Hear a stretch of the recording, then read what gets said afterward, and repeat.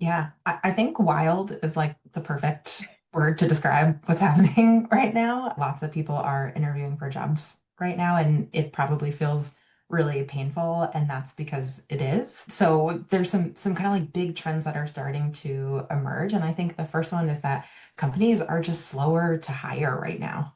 So roles are staying open for longer, like headcount is being much more scrutinized across frankly all industries. If you all have an opportunity to take a contract role, take it.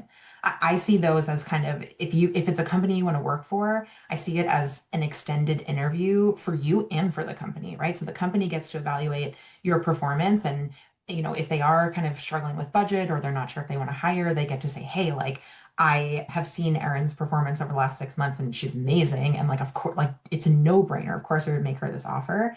And then for you, you get to trial the culture of that company, right? Is this the kind of place you want to work? Or do Yep. they say that that's a pretty good place to start of just when applying to the job? Before you even get to that point, I think the most important thing you can have is not your resume, it's not your interview skills, it's your network. So if you're applying now, if you think you're going to apply, unless this is like your last job and next year you're about to retire, building your network is the most important thing you can do, especially in this market. Like we talked before about companies really kind of tightening the belt and not wanting to take as many risks.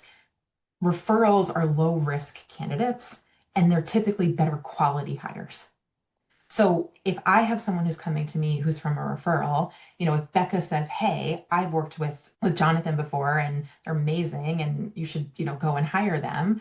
Great. I'm going to give Jonathan a call, right? And I think I'll just add one more thing is that when you're focusing on the content of your resume, talking about the impact of the work you did. Mm. So every bullet on your resume, this is like Erin and I went to school together and we know each other. And Erin and I have a mutual friend who just lost her job. And she sent me her resume and she said, "Hey, can you look this over?" And every bullet was just, I managed a team of 20 people and I sold this kind of software. She's in the sales role. And I said to her, I was like, So what? Yep. Like, who cares if you managed a team of 20 people?